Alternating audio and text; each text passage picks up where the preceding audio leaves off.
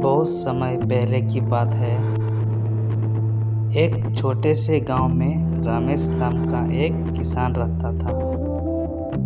वह बहुत मेहनती और ईमानदार व्यक्ति था, लेकिन उसकी आर्थिक स्थिति बहुत अच्छी नहीं थी। उसके पास एक छोटा सा खेत था जिसमें वह दिन रात मेहनत करता था। फिर भी उसकी फसल उतनी नहीं होती थी कि उससे वह अपने परिवार का पेट भर सके। एक दिन रमेश के गांव में एक साधु आया। साधु ने देखा कि रमेश कितना मेहनती है, लेकिन उसकी मेहनत का फल उसे नहीं मिल रहा।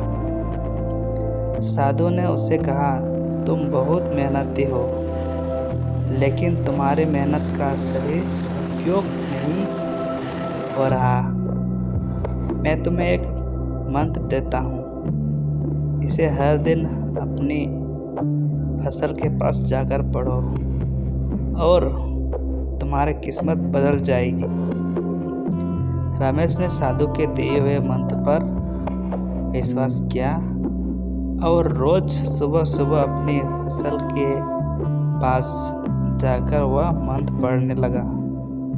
उसने पूरे मन से मेहनत जारी रखी और साधु के बताए हुए तरीका का पालन किया। कुछ ही महीने में उसकी फसल लहलहाने लगी। जो फसल पहले सूखा जाया करती थी, अब वह अच्छी तरह से बढ़ने लगी।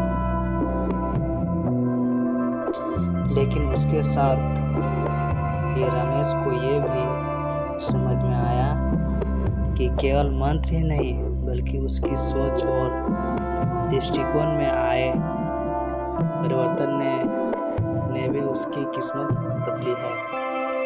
उसने देखा कि अब वह पहले से ज़्यादा ध्यान से और योजनाबद्ध तरीके से काम करने लगा था, और यह सब उस मंत्र के कारण हुआ था। धीरे धीरे रमेश का खेती इतना फलदायी हो गया कि वह अपने परिवार के साथ साथ गांव के अन्य लोगों की भी मदद करने लगा। उसने अपनी मेहनत और साधु के उपदेश से ये सीखा कि सच्ची मेहनत और सकारात्मक सोच से किस्मत को भी बदला जा सकता है।